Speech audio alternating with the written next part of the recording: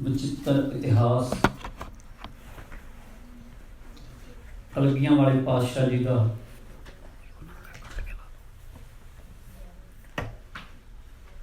जिसनों के बयान करना बड़ा ही मुश्किल है, बड़ा औखा है।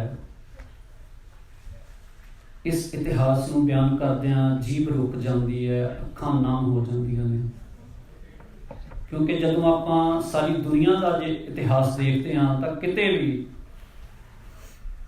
अजिही लासानी शहादत होर भी शहादतां होईयां ने दुनिया के इतिहास विच, पर कलगीधर पिता जी के परिवार की शहादत कुल दुनिया तो वखरी है। किसी ने बड़ा खूब लिखा है शहीदों के बारे में, शहीद की जो मौत है वो कौम की हयात है, हयात तो हयात है वो मौत भी हयात है। कौम लई अमृत बन के प्रगट होंदी है शहीद की मौत। ते कलगीधर पिता जी ने आप अपने हथी अपने बच्चों को किवें जंग वाल तोर के शहीद करवाया। पहला पिता तोरिया, फिर पुत्र तोरे। कहते ने दुनिया के बड़े दानी, वड्डे तो वड्डे दानी देखे होणगे। आपां थोड़े जे कोई पैसे किसी को दान कर दईए तो असी फुले नहीं समाउंदे। कहते ने बड़े बड़े दानी दुनिया के वेखे होणगे, पर पुत्रां दा दानी जे किसी को होण दा मान प्राप्त है तो सिर्फ ते सिर्फ कलगीधर दशमेश पिता जी नूं। इस जग में बहुत दानी देखे होंगे, पर पुत्रों का दानी कहीं नहीं देखा। किसी ने अदीब ने बहुत खूब लिखा। ते फिर चारे पुत्र वार के जदों सामने खालसे वाल उंगल करके कहा सी, इन पुत्रन के शीस पर वार दिए सुत चार, चार हुए तो क्या हुआ जीवत कई हजार। जदों दीना कांगड़ की धरती तो औरंगजेब नूं जफरनामा लिखते हैं पातशाह जी, तो उसके अंदर भी वो एक गल बड़ी कमाल की लिखते हैं। कहते हैं कि की होया औरंगजेब तू मेरे चार पुत्र शहीद कर दिते, शायद तू समझदा कि तू खालसे का खुरा खुद मिटा दिता। कहते की होया जे तू चार पुत्र मेरे शहीद कर दिते, पर मेरा खालसा कुंडलिया सप अजे जिउंदा है। इन्ना मान सी सन दशमेश पिता जी नूं अपने खालसे ते, क्योंकि अपने पुत्रां नालों भी वध प्यार खालसे नूं करदे सन, अपने सिखां नूं करदे सन। सो आपां सारे जानते हैं कि किवें आनंदपुर साहब नूं घेरा पाया जांदा हिंदू पहाड़ी राजियां दे वल्लों एक वड्डी फौज दे नाल, और नाल मदद ली जाती है उस वेले दिल्ली हुकूमत की, भारत की हुकूमत की। क्योंकि इस दे पिछे जे आपां वेखीए तो सब तो पहला विरोध जिहड़ा हिंदू पहाड़ी राजियां ने किया, जिन्होंने कि दशमेश का वजदा रंजीत नगारा नहीं सी पाउंदा, जिन्होंने आनंदपुर दीआं पहाड़ियां विच शस्त्र विद्या की जौहर विखाउंदे सिंह जिहड़े उन्हां दे दिलां नूं डराउंदे सन। वो लंबे समय तो भय-भीत सन, और वो हिंदू पहाड़ी राजे जिन्हां दे वड्डियां नूं कदे गुरु हरगोबिंद पातशाह ने ग्वालियर के किले विचों रिहा करवाया सी, भीम चंद वर्गे ते होर बहुत सारे, उन्होंने मिल के कई बार गुरु पातशाह जी ते हमले किए, पर हमेशा उन्होंने मूँह की खानी पई। सो आखिरकार सारिਆਂ ने रल के इकट्ठे होकर ते दिल्ली दरबार की सहायता नाल एक वड्डी फौज, बड़ी वड्डी गिणती विच फौज दे नाल घेरा पाया, जिहदे बारे विच फौज की गिणती बारे विच पंथ प्रकाश विच ज्ञानी ज्ञान सिंह लिखते हैं कि वो फौज की गिणती टिड्डी दल जिन्होंने लिखते हैं अणगिणत सी। कहते वो गिणती इन्नी कुछ सी, अगर कला सिपाही एक एक मुट्ठी भर के भी मिट्टी की सुट्टन लगता तो पूरा आनंदपुर साहब दबिया जाता। इन्नी वड्डी गिणती विच फौज ने घेरा पाया। सो लंबा समा करीब 8-9 महीने इतिहासकार लिखते हैं आनंदपुर साहब नूं घेरा पिया रहा। राशन पानी भी मुक्कण लगा अंदरों। अज भी आपां देखते हैं कि जब किवें ਦਿੱਲੀ ਵਿੱਚ ਸਾਡੇ ਵੀਰ ਭਰਾ ਬੈਠੇ ਨੇ ਕਿਸਾਨ, ਤੇ ਸਰਕਾਰਾਂ ਜਿਹੜੀਆਂ ਸਮੇਂ ਦੀਆਂ ਨੇ, ਸਮੇਂ ਦੀ ਹਕੂਮਤ ਉਹਨਾਂ ਨੂੰ ਦਬਾਉਣਾ ਚਾਹੁੰਦੀ ਹੈ, ਪਰ ਸ਼ਾਇਦ ਉਹਨਾਂ ਨੇ ਸਾਡਾ ਕਦੇ ਇਤਿਹਾਸ ਨਹੀਂ ਪੜ੍ਹਿਆ ਕਿ ਅਸੀਂ ਤਾਂ 9 ਮਹੀਨੇ ਅਨੰਦਪੁਰ ਸਾਹਿਬ ਵਿੱਚ, ਜਿੱਥੇ ਆਸੇ-ਪਾਸੇ ਘੇਰਾ ਪਿਆ ਸੀ, ਕੋਈ ਰਾਸ਼ਨ ਪਾਣੀ ਅੰਦਰ ਨਹੀਂ ਸੀ ਆ ਰਿਹਾ, ਉੱਥੇ ਨਹੀਂ ਸੀ ਚੁੱਕੇ। ਸਾਡੇ ਵਡੇਰੇ ਤਾਂ ਗੁਰਦਾਸ ਨੰਗਲ ਦੀ ਗੜੀ ਵਿੱਚ 6 ਮਹੀਨੇ ਬਿਨਾਂ ਅੰਨ ਪਾਣੀ ਤੋਂ ਸਾਡੇ ਵਡੇਰਿਆਂ ਨੇ ਦਰਖਤਾਂ ਦੇ ਪੱਤੇ ਤੇ ਛਿੱਲੜਾਂ ਖਾ ਕੇ ਵੀ ਗੁਜ਼ਾਰਾ ਕਰ ਲਿਆ ਸੀ। ਪਰ ਇਹ ਨਹੀਂ ਜਾਣਦੇ ਹੁਣ ਤਾਂ ਰਾਸ਼ਨ ਤੇ ਪਾਣੀ ਸਿਰਫ ਆਪਣੇ ਲਈ ਨਹੀਂ, ਅਸੀਂ ਤਾਂ ਦੂਜਿਆਂ ਨੂੰ ਵੀ ਲੰਗਰ ਲਾ ਕੇ ਛਕਾ ਰਹੇ ਹਾਂ। ਸੋ ਕਲਗੀਧਰ ਪਾਤਸ਼ਾਹ ਜੀ ਨੂੰ ਉਹਨਾਂ ਨੇ ਸਭ ਤੋਂ ਪਹਿਲਾਂ ਪਰਮਾਨੰਦ ਨਾਂ ਦਾ ਕਾਸਿਦ ਭੇਜਿਆ, ਜਿਹੜਾ ਆਟੇ ਦੀ ਗਊ ਬਣਾ ਕੇ ਕਸਮ ਖਾਂਦਾ ਹੈ ਕਿ ਤੁਸੀਂ ਕਿਲ੍ਹਾ ਛੱਡ ਜਾਓ, ਤੁਹਾਡਾ ਪਿੱਛਾ ਨਹੀਂ ਕੀਤਾ ਜਾਵੇਗਾ, ਅਸੀਂ ਕਿਸੇ ਕਿਸਮ ਦਾ ਸਿੱਖਾਂ ਦਾ ਨੁਕਸਾਨ ਨਹੀਂ ਕਰਾਂਗੇ।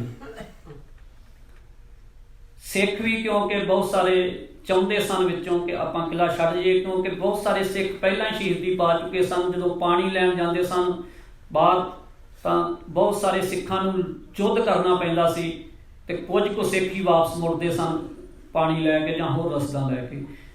ਪਰ ਗੁਰੂ ਪਾਤਸ਼ਾਹ ਜੀ ਜੋ ਕਿ ਸਮਰੱਥ ਸਨ, ਜਾਣੀ ਜਾਣ ਸਨ, ਜਦੋਂ ਸਿੱਖਾਂ ਨੇ ਕਿਹਾ ਕਿ ਪਾਤਸ਼ਾਹ ਜੀ ਹੁਣ ਤੇ ਉਹਨਾਂ ਨੇ ਕਸਮ ਖਾ ਲਈ ਹੈ ਗਊ ਦੀ, ਜਿਹਨੂੰ ਹਿੰਦੂ ਜਿਹੜੇ ਸਭ ਤੋਂ ਵੱਧ ਪੂਜਦੇ ਨੇ ਆਪਣੀ ਮਾਤਾ ਦੇ ਸਮਾਨ, ਤੇ ਸਾਨੂੰ ਵਿਸ਼ਵਾਸ ਕਰ ਲੈਣਾ ਚਾਹੀਦਾ। ਗੁਰੂ ਪਾਤਸ਼ਾਹ ਜੀ ਨੇ ਕਿਹਾ ਕਿ ਠੀਕ ਹੈ, ਮੈਂ ਤੁਹਾਨੂੰ ਅੱਜ ਉਹ ਦ੍ਰਿਸ਼ ਦਿਖਾਵਾਂਗਾ, ਤੁਸੀਂ ਖੁਦ ਮੰਨ ਜਾਓਗੇ ਕਿ ਇਹ ਲੋਕ ਵਿਸ਼ਵਾਸ ਦੇ ਕਾਬਿਲ ਨਹੀਂ ਹਨ। ਗੁਰੂ ਪਿਤਾ ਜੀ ਨੇ ਸ਼ਾਮ ਨੂੰ ਸਿੰਘਾਂ ਨੂੰ ਹੁਕਮ ਕੀਤਾ ਕਿ ਕੁਝ ਗੱਡੇ ਜਿਹੜੇ ਉਹ ਠੀਕਰਾਂ ਦੇ ਇੱਟਾਂ ਰੋੜਿਆਂ ਦੇ ਉੱਪਰ ਕੱਪੜੇ ਪਾ ਕੇ ਤੇ ਮਸ਼ਾਲਾਂ ਬੰਨ੍ਹ ਕੇ ਬਿਨਾਂ ਕਿਸੇ ਸਿੱਖ ਦੇ ਉਹ ਗੱਡੇ ਬਾਹਰ ਨੂੰ ਜਦੋਂ ਤੋਰੇ, ਤੇ ਇਹਨਾਂ ਹਿੰਦੂ ਰਾਜਿਆਂ ਨੇ ਉਹਨਾਂ ਗੱਡਿਆਂ ਨੂੰ ਹੀ ਸਿੱਖਾਂ ਦੇ ਕਾਫਲਾ ਸਮਝ ਕੇ ਹਮਲਾ ਕਰ ਦਿੱਤਾ। ਸੋ ਗੁਰੂ ਪਾਤਸ਼ਾਹ ਜੀ ਨੇ ਇਸ ਤਰ੍ਹਾਂ ਉਹਨਾਂ ਨੂੰ ਦੱਸਿਆ ਕਿ ਇਹ ਇਸ ਤਰ੍ਹਾਂ ਤੁਹਾਡੇ ਨਾਲ ਧੋਖਾ ਕਰਨਗੇ, ਛਲ ਕਰਨਗੇ।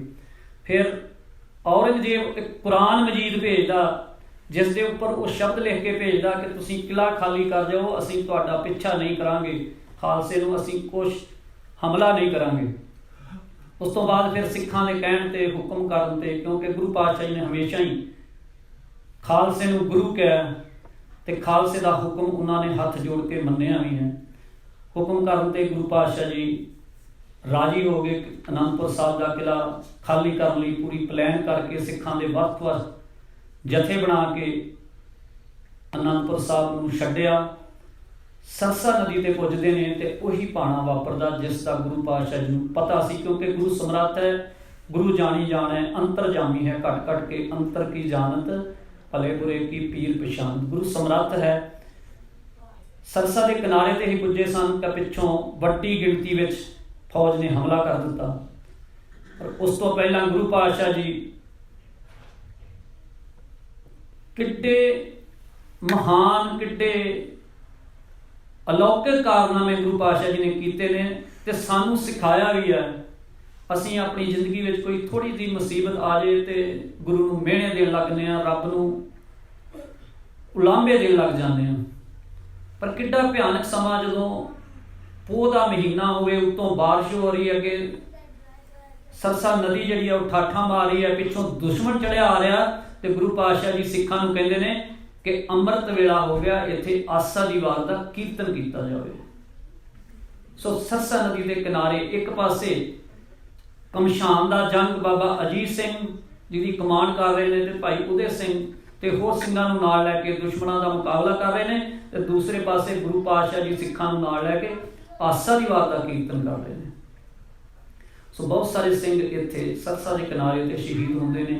ਫਿਰ ਸਿੰਘ ਸਰਸਾ ਨਦੀ ਪਾਰ ਕਰਦੇ ਨੇ ਗੁਰੂ ਪਾਤਸ਼ਾਹ ਜੀ ਸਿੱਖਾਂ ਦੇ ਨਾਲ। ਬਹੁਤ ਸਾਰੇ ਸਿੱਖ ਇੱਥੇ ਜਿਹੜੇ ਆ ਉਹ ਵਿਛੜ ਜਾਂਦੇ ਨੇ। 2 ਛੋਟੇ ਸਾਹਿਬਜ਼ਾਦੇ ਤੇ ਮਾਤਾ ਗੁਜਰ ਕੌਰ ਜੀ ਉਹ ਦੂਸਰੇ ਪਾਸੇ ਨੂੰ ਚਲੇ ਜਾਂਦੇ ਨੇ। ਇੱਧਰ ਬਾਬਾ ਅਜੀਤ ਸਿੰਘ, ਬਾਬਾ ਜੁਝਾਰ ਸਿੰਘ, ਕਲਗੀਧਰ ਪਿਤਾ ਭਾਈ ਦਇਆ ਸਿੰਘ, ਧਰਮ ਸਿੰਘ, ਹਿੰਮਤ ਸਿੰਘ ਤੇ ਕੁਝ ਹੋਰ ਸਿੱਖਾਂ ਦੇ ਨਾਲ ਰੋਪੜ ਵਾਲੇ ਪਾਸੇ ਨੂੰ ਕੋਟਲਾ ਨਿਹੰਗ ਖਾਂ ਪੁੱਜਦੇ ਨੇ, ਤੇ ਉਹਨਾਂ ਦੇ ਨਾਲ ਭਾਈ ਬਚਿੱਤਰ ਸਿੰਘ ਨੇ ਜਿਹੜੇ ਕਿ ਮੈਦਾਨੇ ਜੰਗ ਵਿੱਚ ਬਹੁਤ ਗੰਭੀਰ ਰੂਪ ਵਿੱਚ ਜ਼ਖਮੀ ਹੋ ਜਾਂਦੇ ਨੇ।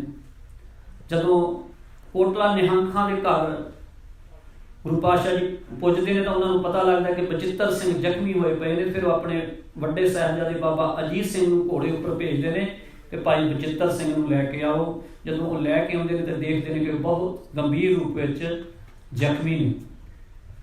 ਸੋ ਇੱਥੇ ਭਾਈ ਬਚਿੱਤਰ ਸਿੰਘ ਨੂੰ ਨਿਹੰਗ ਖਾਨ ਨੂੰ ਸਪੁਰਦ ਕਰਕੇ ਪਾਤਸ਼ਾਹ ਜੀ ਅੱਗੇ ਰਵਾਨਾ ਹੋ ਜਾਂਦੇ ਨੇ, ਕਿਉਂਕਿ ਉਹ ਦੇਖਦੇ ਨੇ ਕਿ ਬਚਿੱਤਰ ਸਿੰਘ ਹੁਣ ਨਾ ਤੇ ਮੈਦਾਨੇ ਜੰਗ ਵਿੱਚ ਜੂਝ ਸਕਦਾ ਹੈ, ਨਾ ਇਹ ਅੱਗੇ ਸਫ਼ਰ ਕਰ ਸਕਦਾ ਹੈ। ਗੁਰੂ ਪਾਤਸ਼ਾਹ ਜੀ ਉੱਥੋਂ ਚਮਕੌਰ ਦੀ ਗੜੀ ਵੱਲ ਨੂੰ ਬੂਰ ਮਾਜਰਾ ਹੋ ਕੇ ਬੜੋ ਮਾਜਰਾ ਥਾਣੀ ਚਮਕੌਰ ਦੀ ਗੜੀ ਵੱਲ ਨੂੰ ਚਾਲੇ ਪਾਉਂਦੇ ਨੇ, ਕਿਉਂਕਿ ਉਹ ਇੱਕ ਵਾਰ ਪਹਿਲਾਂ ਵੀ ਇੱਥੋਂ ਹੋ ਕੇ ਜਾ ਚੁੱਕੇ ਨੇ। ਗੁਰੂ ਪਾਤਸ਼ਾਹ ਜੀ ਜਾਣਦੇ ਨੇ ਕਿ ਉੱਥੇ ਇੱਕ ਸਿੱਖ ਜਿਹੜਾ ਬੁੱਧੂ ਸ਼ਾਹ ਉਸ ਦੀ ਹਵੇਲੀ ਹੈ। ਹੁਣ ਇੱਥੇ ਜਦੋਂ ਗੁਰੂ ਪਾਤਸ਼ਾਹ ਜੀ ਨਿਹੰਗ ਖਾਂ ਦੇ ਘਰੋਂ ਨਿਕਲਦੇ ਨੇ ਤੇ ਮੁਗਲ ਫੌਜਾਂ ਜਿਹੜੀਆਂ ਪੈਰ ਦੱਬਦੀਆਂ ਨਿਹੰਗ ਖਾਂ ਦੇ ਘਰ ਪਹੁੰਚਦੀਆਂ ਨੇ। ਗੁਰੂ ਪਾਤਸ਼ਾਹ ਜੀ ਤੋਂ ਉੱਥੋਂ ਨਿਕਲ ਚੁੱਕੇ ਨੇ, ਪਰ ਬਚਿੱਤਰ ਸਿੰਘ ਜਿਹੜੇ ਕਿ ਨਿਹੰਗ ਖਾਂ ਦੇ ਘਰ ਨੇ, ਜਦੋਂ ਮੁਗਲ ਫੌਜ ਉਹਨਾਂ ਦੇ ਘਰ ਆਉਂਦੀ ਹੈ ਤਲਾਸ਼ੀ ਲੈਣ ਵਾਸਤੇ, ਉਹਨਾਂ ਨੂੰ ਕਹਿੰਦੀ ਹੈ ਕਿ ਸਾਨੂੰ ਖਬਰ ਮਿਲੀ ਹੈ ਕਿ ਤੁਹਾਡੇ ਘਰ ਗੁਰੂ ਗੋਬਿੰਦ ਸਿੰਘ ਤੇ ਉਹਦੇ ਸਿੱਖ ਜਿਹੜੇ ਛੁਪੇ ਹੋਏ ਨੇ। ਸੋ ਇੱਕ ਕਮਰੇ ਵਿੱਚ ਜਿੱਥੇ ਭਾਈ ਬਚਿੱਤਰ ਸਿੰਘ ਜੀ, ਉੱਥੇ ਨਿਹੰਗ ਖਾਂ ਆਪਣੀ ਬੇਟੀ ਮੁਮਤਾਜ਼ ਨੂੰ ਬਿਠਾ ਕੇ ਬਾਹਰੋਂ ਕੁੰਡਾ ਲਾ ਦਿੰਦੇ ਨੇ। ਮੁਗਲ ਫੌਜ, ਮੁਗਲ ਹਕੂਮਤ ਜਿਹੜੇ ਸਿਪਾਹੀ ਨੇ ਉਹ ਸਾਰੇ ਘਰ ਦੀ ਤਲਾਸ਼ੀ ਕਰਦੇ ਨੇ, ਛਾਣਬੀਨ ਕਰਦੇ ਨੇ। ਜਦੋਂ ਕਿਤੇ ਵੀ ਕੋਈ ਨਹੀਂ ਮਿਲਦਾ ਤਾਂ ਉਹ ਪੁੱਛਦੇ ਨੇ ਕਿ ਇਸ ਕਮਰੇ ਦੀ ਅਸੀਂ ਤਲਾਸ਼ੀ ਕਰਨੀ ਜਿਸ ਨੂੰ ਕੁੰਡਾ ਕਿਉਂ ਲਗਾਇਆ ਹੋਇਆ। ਪਰ ਉਸ ਵੇਲੇ ਇੱਕ ਸ਼ਬਦ ਜਿਹੜਾ ਨਿਹੰਗ ਖਾਂ ਨੇ ਕਿਹਾ, ਬੜਾ ਉਹ ਸਾਡੇ ਲਈ ਮਹੱਤਵਪੂਰਨ ਸ਼ਬਦ ਨਿਹੰਗ ਖਾਂ ਨੇ ਕਹੇ। ਨਿਹੰਗ ਖਾਂ ਕਹਿਣ ਲੱਗਾ ਕਿ ਇਸ ਕਮਰੇ ਵਿੱਚ ਮੇਰੀ ਲੜਕੀ ਅਤੇ ਮੇਰਾ ਦਮਾਦ ਹੈ, ਸੋ ਇਸ ਵਾਸਤੇ ਇਸ ਕਮਰੇ ਵਿੱਚ ਤੁਸੀਂ ਨਹੀਂ ਜਾ ਸਕਦੇ। ਸੋ ਇਹ ਸ਼ਬਦ ਨਿਹੰਗ ਖਾਂ ਦੀ ਬੇਟੀ ਮੁਮਤਾਜ਼ ਨੇ ਵੀ ਸੁਣਨੇ ਆ।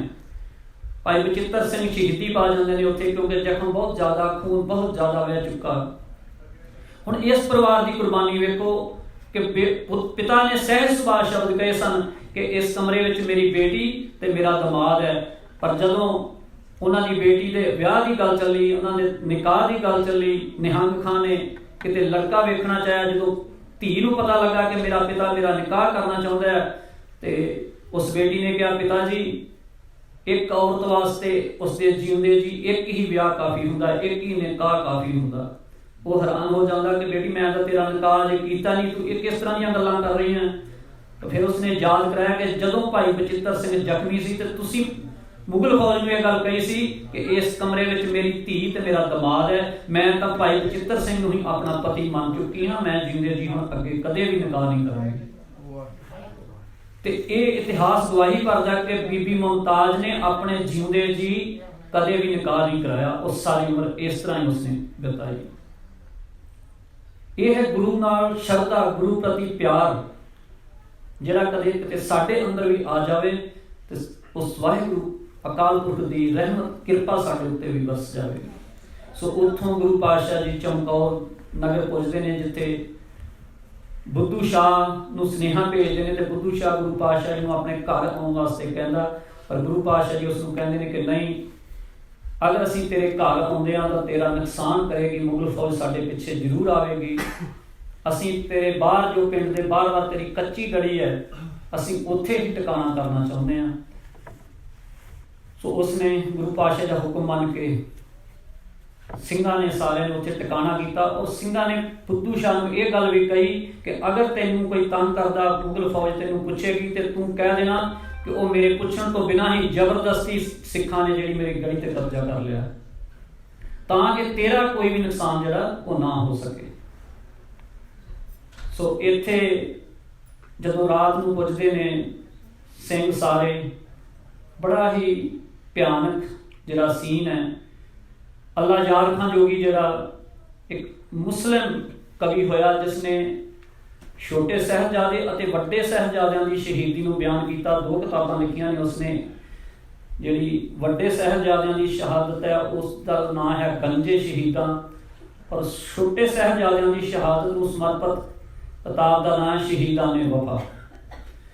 ਔਰ ਉਹ ਲਿਖਦਾ, मेहर है चमक की चमकौर तेरे जरों में, जहां से बनकर सितारे गए समा के लिए। फिर जो कलगीधर पातशाह जी की वो सिफत करता है वो सारियां ही हद्दां पार कर जाता है। उस एकदम वो कहता करतार की सुगंध है, नानक की कसम है, जितनी भी हो तारीफ गोबिंद की वो कम है। फिर कहता मैं एक गल सच करके कहना कि जे जमाना इंसाफ करे तो गुरु गोबिंद सिंह वर्गा, जो मैं पूरे दुनिया का इतिहास देखना, कहना मैंने गुरु गोबिंद सिंह वर्गा होर कोई नज़र नहीं आता। हालांकि उसका संबंध इस्लाम नाल, उसके पैगंबर हजरत मुहम्मद साहब ने, पर कहता इंसाफ करे जमाना, जी से तो यकीन है, कह दो कि गुरु गोबिंद का कोई सानी ही नहीं है। इन्नी श्रद्धा, इन्ना प्यार गुरु प्रति, गुरु के साहिबजादियां प्रति। फिर वो जदों उस रात की जिहड़ी कहानी बयान करदा उस अपनी कविता गंजे शहीदां दे अंदर, क्योंकि इतिहास एक अलग गल है, पर कवि के जिहड़े ख्याल ने, कवि की मनोकल्पना वो एक अलग गल है। उसकी श्रद्धा विचों और उसके विश्वास विचों पैदा होंदे ने कवि के शब्द। वो कहता कि सिख जिहड़े कई दिनों तो भुखे ते आए ने, सरसा नदी पार करके आए ने, कपड़े गिले ने, कईयां दे चोले फट भी गए ने, कई दिनों तो वो सुते नहीं आ। तो इत्थे आन के चमकौर की गली की उस रात का नज़ारा वो किहो जिहा पेश करता है कि कुछ सिंह जिहड़े आ वो तलवारां फड़ के पहरा देन लगते हैं, जिन्हां दा इतिहास विच जिक्र हुंदा भाई मदन सिंह ते भाई काठा सिंह के नाम नाल। वो सिंह पहरा देन लगते हैं, बाकी जमीन ते जी पोश विछा के, कहते जिहड़े घोड़ियां दीयां काठियां विछा के वो जमीन ते लम्मे पै जाते हैं। ते कलगीधर पातशाह जी भी एक कमरे विच समय लेके विश्राम करते हैं, पर कहता जदों देखदा आ, जदों सिंह देखते हैं ते नहीं, गोबिंद बैठे हैं गर्दन को झुकाकर, है वाहेगुरु वाहेगुरु मुंह से निकलता है, तू ही तू मुंह से निकलता। तो कहता गुरु गोबिंद सिंह पिताजी कह रहे हैं, जिस खित्ते में कहते थे आना, जे वही है जहां बच्चों को है कटाना, जे वही है जहां से लूट कर कल को जाना, जे वही है। तो गुरु पातशाह जी जानते हैं कि मैं जिथे आना सी, ये वही स्थान है चमकौर की गली, जिथे मैं अपने दो वड्डे लाल शहीद करवाने ने मैदाने जंग विच, ये वही गली है। फिर वो लिखता कि किवें अपने सिखां नाल किवें प्यार करते हैं, सिर्फ पुत्रां नाल ही नहीं, अपने सिखां नाल भी किवें प्यार करते हैं। कहता जदों सिंह जब 1.5 घड़ी रात गुजरी, जिक्रे खुदा में खेमे से निकल आए सरकार हवा में। कहता जदों 1.5 घड़ी रात वो उस वाहिगुरु अकाल पुरख की उस्तत करन तो बाद देखिया, जदों सारे सिंह सौ गए ने, तां कलगीधर पातशाह जी खुद पहरेदारी करन वास्ते तंबू विचों बाहर निकलते हैं। हुण पातशाह जी की देखते हैं, किसी दे केस खुले ने, किसी का दमाला ढिला होया पिया, किसी के पैरों में जख्म ने, वो कल्ले कल्ले सिख नूं बड़े ध्यान नाल वेखदे ने, किसी का दमाला ठीक करते हैं, किसी के केस बनते ने। लिखता चूमा कभी हलकूम कभी दहन चूमने बैठे, वो अपनी सिखां दीयां गर्दनां चूमदे ने, उन्हां दे मत्थे चूमदे ने, पर बड़ी सिरे की गल जिहड़ी वो लिखदा, कहंदा दुनिया के बड़े रहबर होए ने, पर अपने सिखां नाल इन्ना प्यार कहंदा मैं नहीं वेखिया ना सुनिया। उल्फत के नज़ारे कहंदा देखे नहीं कहीं हमने, देखना तो क्या कभी सुने भी नहीं हमने। वो कहंदा चूमा कभी हलकूम कभी दहन चूमने बैठे, हलकूम कहते हैं गले की कंडी नूं और दहन कहते हैं मत्थे नूं। चूमा कभी हलकूम कभी दहन चूमने बैठे, जब पाएती आए तो चरण चूमने बैठे। अपने सिखां दे चरण चूमदे ने कलगीधर पिता, और क्योंकि उन्होंने पता है इन्हां सिखां ने कल मैदाने जंग में जाके सारे ने शहादत प्राप्त करनी है, क्योंकि एक पासे 10 लाख फौज ते एक पासे 40 सिंह। दुनिया की जे कह लईए हुण तक की सब तो असावी जंग है, और जिन्नियां भी असावियां जंगां ने शायद वो कलगीधर के पुत्रां दे हिस्से आईयां ने लड़नियां। 2 असावियां जंगां दुनिया में मशहूर ने, जिहड़े दोवें हिंदुस्तान की धरती ते होईयां ने। एक चमकौर की जंग जिहड़ी 40 सिंघां ने 10 लाख फौज नाल लड़ी है, दूजी है सारागढ़ी की जंग जिहड़ी अंग्रेज राज के वेले 21 सिंघां ने 10,000 मुगल पठाणां नाल लड़ी है। एक चमकौर की गढ़ी ते सारा गढ़ी, दूजी गुरदास नंगल की गढ़ी। ये सिर्फ ते सिर्फ जे इहो जिहियां महान शहादतां केवल सिखां दे हिस्से आईयां ने, उस कलगीधर दे पुत्रां दे हिस्से आईयां ने, जिन्हां ने अपने सिखां नूं अपने पुत्रां नालों वध प्यार कीता। हुण जदों सिखां नूं पता लगदा सिंघां नूं कि वड्डी फौज ने घेरा पा लिया, चारे पासों चमकौर की गढ़ी नूं घेर लिया, तां सिंह मोर्चे विच तैयारी करदे ने। कलगीधर पिता जी सारिआं नूं सिखां नूं आपो अपनी थां ते हुकम करदे ने।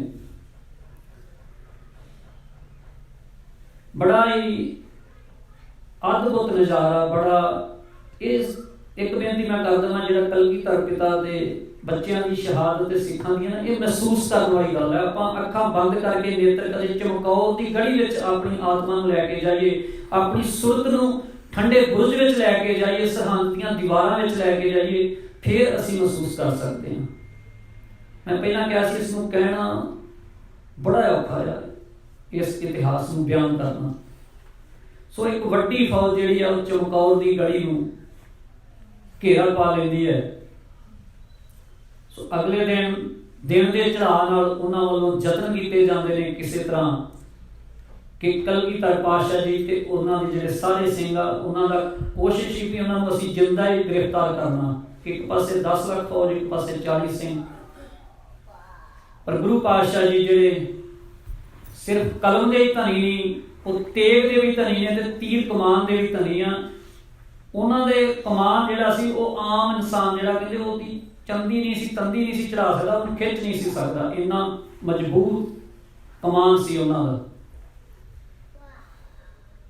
हुण पहलां अस्त्रां दी लड़ाई हुंदी है। अस्त्र कहंदे ने जिहड़ा दूर तो छड्डिया जा सके, जिवें नेजा है और तीर कमान है। नेजा अस्त्र ते शस्त्र भी है, वो कोलों भी लड़िया जा सकदा नेजे नाल, पर जिहड़ा तीर कमान है वो दूरों दुश्मन नाल मुकाबला करने वास्ते जदों वो गढ़ी वाल नूं वधण लगे तां कलगीधर दे सिखां ते गुरु गोबिंद सिंह पातशाह जी ने तीरां की ऐसी झड़ी लाई कि किसी की हिम्मत नहीं पई अगे आउण दी। फिर उस तो बाद जदों उन्हां दा जरनैल नाहर खां पौड़ी ला के गढ़ी दे उत्ते, वो कहंदा मैं गढ़ी दे उत्तों जाके अंदरों दरवाजा खोल देवांगा, सारी फौज अंदर वड़ के असीं गुरु ते उन्हां दे सारे सिखां नूं गिरफ्तार कर लवांगे। जब वो पौड़ी तो उपर चढ़ लगदा, थोड़ा जिहा उपर उसका सिर हुंदा तां कलगीधर पातशाह जी एक तीर ऐसा छड्डदे ने कि वो जमीन के उपर डिग पैंदा है। फिर उस तो बाद ख्वाजा मरदूद कोशिश करदा, पर वो जदों सामने देखदा है कि कलगीधर पिता जी का फिर वही तीर आने वाला जिस नाल नाहर खां मारिया गया सी, वो कंध के ओले अपना सिर करके जान बचा के दौड़ जाता है। इस तरह वो इस तरीके नाल जंग लड़न तो जदों नाकामयाब हो जाते हैं तो वो अपनी फौज को पिछे हटा लेंदे हैं। गुरु पातशाह जी के सिंह 5-5 सिंघां दे जथे बना के 5-5 सिंह मैदाने जंग में जाते हैं ते कईयां नूं मौत दे घाट उतार के शहादत का जाम पींदे ने। हुण बड़ी हैरानी वाली गल है, इत्थे आपां देखदे हां साडे अज दे लीडर जदों भी किते कौम ते बिपता आउंदी है ना ते अपने पुत्रां नूं विदेशां विच पढ़न वास्ते भेज दिंदे ने, पर किथे कलगीधर पिता साहिबजादा अजीत सिंह आके पातशाह जी तो पासों मैदाने जंग विच जूझण दी इजाजत मंगदे ने ते भाई दया सिंह ते बाकी सिख नहीं चाहुंदे, क्योंकि ये वो मैदाने जंग है, उन्होंने पता है कि इत्थे जिहड़ा भी जाएगा उन्हें शहादत का जाम ही पीना, इत्थों कोई भी जिंदा नहीं आएगा वापस। पर गुरु पातशाह जी बड़े खुश होंदे ने ते जदों भाई दया सिंह कहंदे ने साहिबजादा अजीत सिंह नूं कि नहीं तुसीं मैदाने जंग विच ना जाओ, तां बाबा अजीत सिंह अगों की कहंदे ने नाम का अजीत हूं, जीता नहीं जाऊंगा, जीता गया तो जिंदा नहीं आऊंगा। कहंदे मेरा नाम मेरे पिता ने अजीत रखा, जिसका मतलब है कि अजित, मैनू कोई जित नहीं सकता जींदे जी, ते जे मैनू कोई जित लवेगा तो मैं जिंदा जंग विचों वापस नहीं आवांगा, जां मैं शहादत पी जावांगा। तो गुरु पातशाह जी अपने सीने नाल लाउंदे ने, उन्होंने अपने हत्थी तैयार करके मैदाने जंग विच 5 सिंह नाल दे के भेजते ने। बाबा अजीत सिंह जिवें पहला कहा तीर कमान भी है उन्होंने गोडे ते, हथ विच नेजा आ और कमर कस्से विच किरपान आ, तिन्ने तरह के शस्त्र लैके मैदाने जंग विच जांदे ने।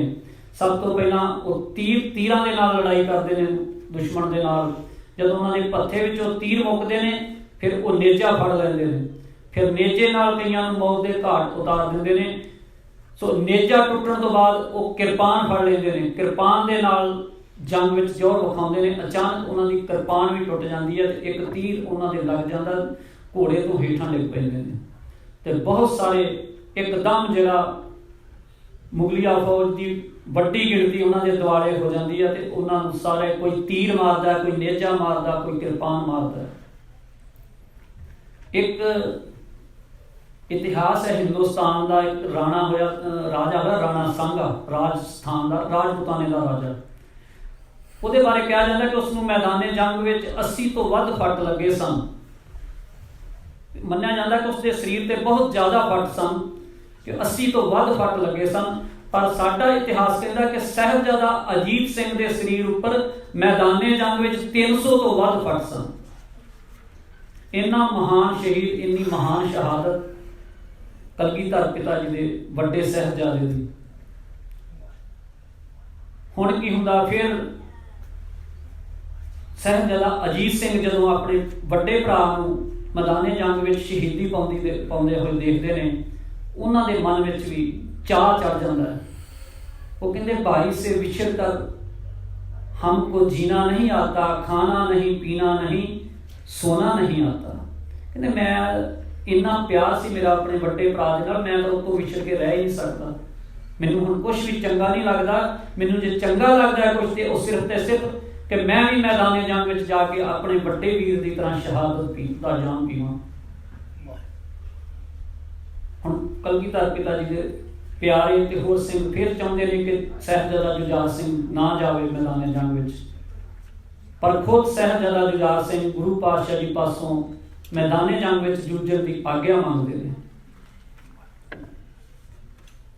तो गुरु पातशाह जी को फिर बड़ा चाह चढ़ता है, क्योंकि कदे गुरु पातशाह जी ने पंजां दे सिर मंगे सन, उन्होंने अंदर यह चाह चढ़ता कि किते लोग ये ना समझन कि माता गुजरी का लाल दूजियां दे सिर ही लैने जानदा, कि इतिहास में ये जाने कि गुरु गोबिंद सिंह जिहड़ा समां आउंदे अपने पुत्रां दे सिर भी दे सकता है।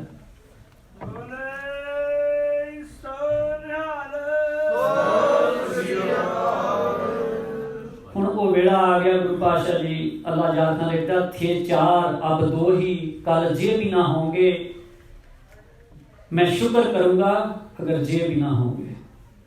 कहते 4 थे 2 पहला विछड़ चुके ने, एक मैदाने जंग में शहीद हो गया, एक ही पुत्र सामने है, तो कहते मैं शुक्र करूंगा जे ये भी नहीं होगा। कहते ने ले दे के तुम ही थे मेरे गुलशन के बकैया, लो चलो राह तकते हैं सब खुलद में भैया।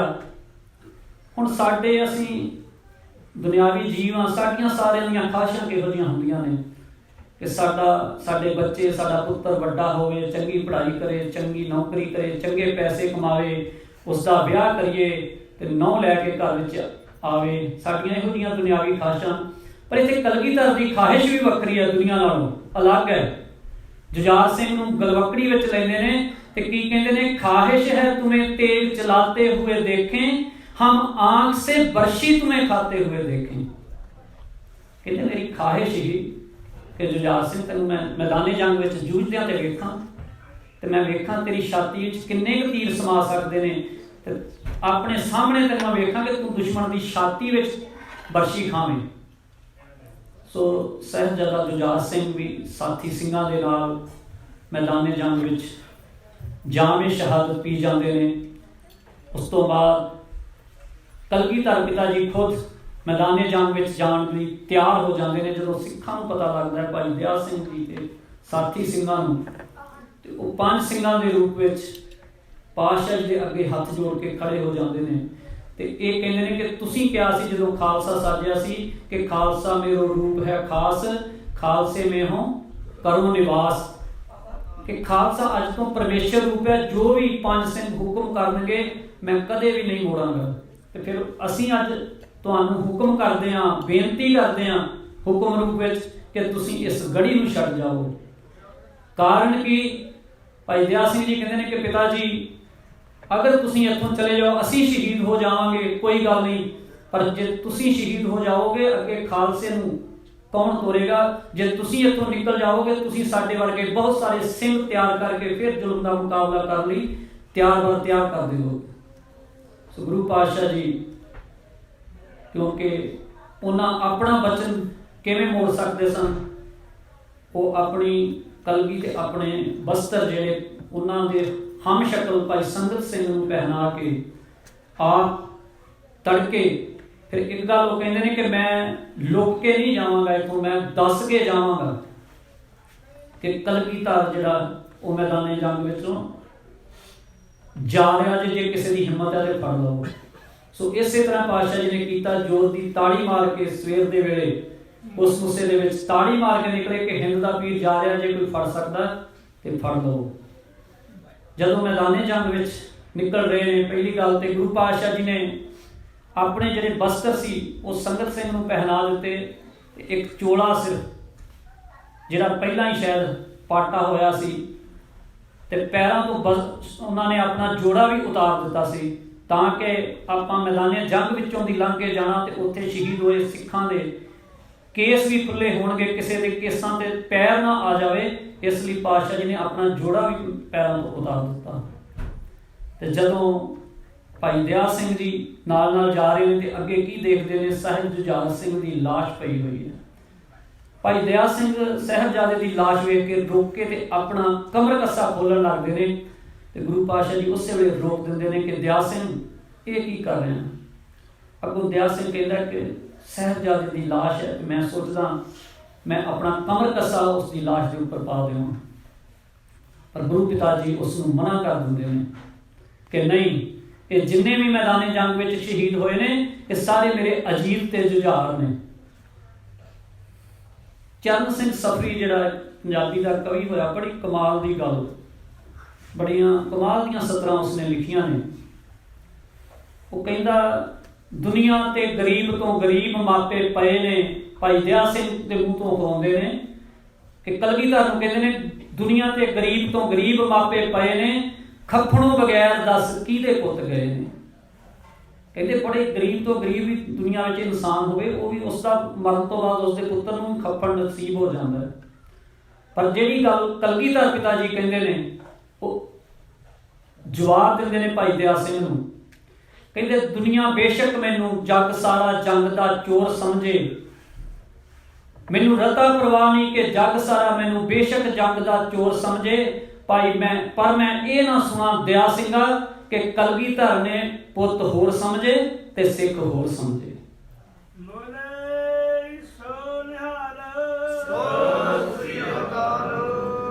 गुरबाणी के अंदर भी असीं पढ़ते हैं, गुरसिखां इक्को प्यार